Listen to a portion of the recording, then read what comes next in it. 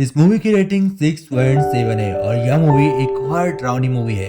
तो कहानी शुरू होती है एक सुनसान हाईवे से, जहां हम देखते हैं एक कार को जिसके अंदर एक कपल बैठकर जा रहा होता है और तभी इस कपल की अचानक से किसी के साथ एक्सीडेंट हो जाता है। वहाँ एक आदमखोर था या क्रिएचर्स हमें नहीं दिखाया जाता। उसके बाद सीन शिफ्ट होता है एक क्लब के अंदर, जहाँ हमें दिखाया जाता है बहुत सारे मेंबर्स को जो फुल एंजॉय कर रहे होते हैं और उन्हें आने वाले खतरे के बारे में बिल्कुल भी अंदाजा नहीं था कि उनके सर पर इतना बड़ा खतरा आने वाला है और उनकी हालत क्या होगी आगे हम स्टोरी में देखेंगे।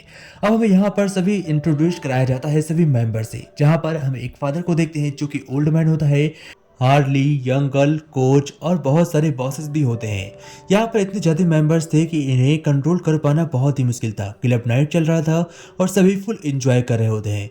दूसरी तरफ हमें दिखाया जाता है एक मॉम को जो अपने बेटे के साथ यहाँ पर होती है और वह काफी दिनों से यहीं पर रुकी हुई है क्योंकि वह किसी से छिप रही होती है। अब स्टोरी बहुत ही इंटरेस्टिंग मोड़ पर आती है जब एंट्री होती है एक आदमी की जिसका नाम जॉन होता है। जॉन यहाँ पर भागते हुए आता है और सभी से कहता है कि तुम लोग मरने वाले हो। यानी कि एकदम अचानक से सब अपने मुकाम में बिजी होते हैं, सभी इंजॉय कर रहे होते हैं और कोई आदमी आकर उनके सामने कहता है तुम मरने वाले हो और सभी शॉक हो जाते हैं। सब पूछते हैं कि आखिर तुम कैसे बच गए। वह कहता है तुम्हें बचाने के लिए मैं हूँ और इतनी देर में एक क्रीचर आता है और उसे भी जान से मार देता है। फिर हमें यहाँ पर एक अनजान लेडी को दिखाया जाता है जो अपने पति जॉन को खोजते खोजते यहाँ पर आई थी। इसका नाम ऐना होता है। ऐना उस क्रेचर को देखती है और क्रेचर घर के अंदर स्मॉल क्लब के अंदर इंटर कर जाता है। उसका एक क्रेचर बेबी आता है जो सही करके सभी को मारने लगता है। वह हार्ली के हैंड को काट देता है और यंग बॉय के फेस का मास्क निकाल लेता है। उसके बाद हमें दिखाया जाता है वह क्रिएचर्स एक लड़की के साथ बहुत ही गलत काम करता है और तभी उसे देखकर ओल्ड मैन उसके ऊपर गन से फायर कर देता है, जिसके बाद उसे एक गोली लग जाती है और वह जाकर वॉशिंग मशीन के अंदर छिप जाता है। लेकिन कोई भी उसे देख नहीं पाता कि वह क्रिएचर कहाँ चला गया। अब सभी अपने अपने काम में बिजी हो जाते हैं। सभी बहुत ज्यादा डर चुके थे। यहाँ पर तकरीबन 10 से 15 लोग मारे जा चुके थे। तभी ऊपर से बॉस उतर कर आता है जो इस पूरे क्लब का ऑनर होता है। वह एक लड़के के साथ बिजी था अपने अकेलेपन में। इसके बाद हमें दिखाया जाता है यंग मॉम को। वो ऊपर अपने बेटे के साथ छिपी होती है। वह उसे एक अलमारी के अंदर बंद कर देती है और तभी छत तोड़कर एक क्रीचर ऊपर वाले रूम के अंदर घुस आता है। उसके बाद वह एक करके सभी को मार देता है और उसके बाद जॉनी के ऊपर उल्टियां कर देता है, जिसकी वजह से जॉनी बहुत ही ज्यादा इरिटेट हो जाता है। वह कहता है मुझे इस सब चीजों से दूर भागना है, मैं बाहर जा रहा हूँ, मुझे डॉक्टर को दिखाना है, मुझे ऐसा लग रहा है कि कोई मेरे अंदर घुस रहा है। वह कहता है कि मुझे बहुत ही इरिटेट हो रहा है, मैं इतनी गंदगी बर्दाश्त नहीं कर सकता। लेकिन जैसे ही वह दरवाजा खोलने के लिए आगे बढ़ता है तो सभी उसे रोक देते हैं और कहते हैं तुम बाहर नहीं जा सकते जॉनी, तुम्हें यहीं पर रुकना होगा। जॉनी कहता है मैं भला ऐसा क्यों करूं, मुझे क्यों बाहर नहीं दी जाते। वो लोग कहते हैं कि तुम्हें यहीं पर रुकना होगा, बाहर क्रीचर्स हैं और वो तुम्हें देखते ही मार देंगे।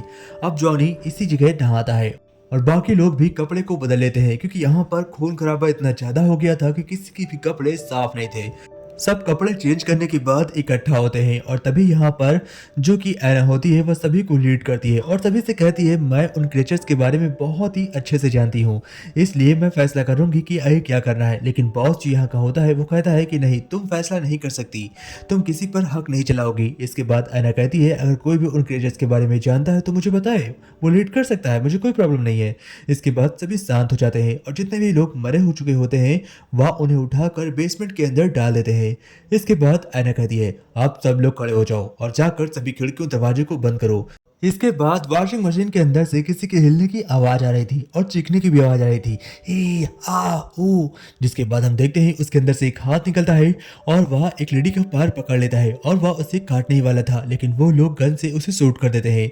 अब उन्होंने एक क्रेचर बेबी को मार दिया था और उनका फैसला होता है कि इस क्रेचर बेबी को अगर हम खिड़की खोल कर बाहर फेंक दें तो सभी शैतान को लगेगा कि हमने उससे में से एक को मार दिया है।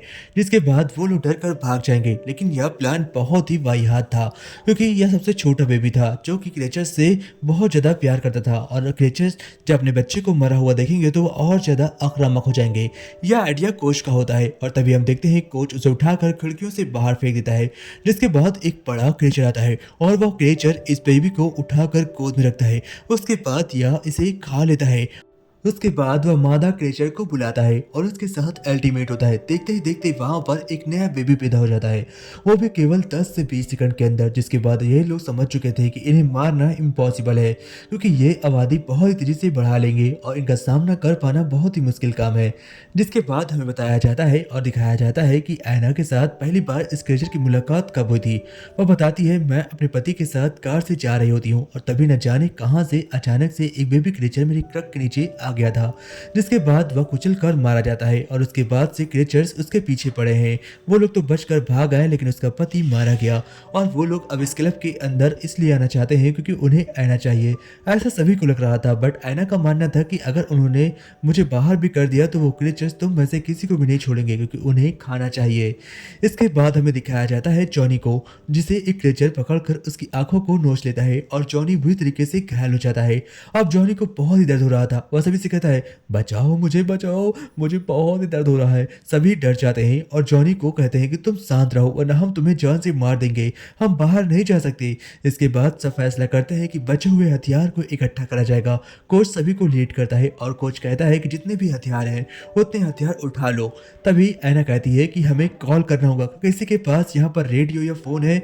सब कहते हैं कि हाँ, ऊपर रेडियो रखा हुआ है, हम उससे कांटेक्ट कर सकते हैं। एना टीम लीड करती है और कहती है कि हम में से 2 लोग ऊपर जाएंगे और 2 लोग नीचे आएंगे, बाकी के लोग रक्षा के लिए बाहर रहेंगे। अपने हथियार तैयार रखना और रेडियो तक पहुंचने के बाद फौरन कनेक्ट कर लेना। उसके बाद हम देखते हैं कोच का साथी रेडियो के पास जाता है और वह रेडियो को पा भी जाता है, बट कनेक्ट करने से पहले वहां पर क्रेचर आ जाता है।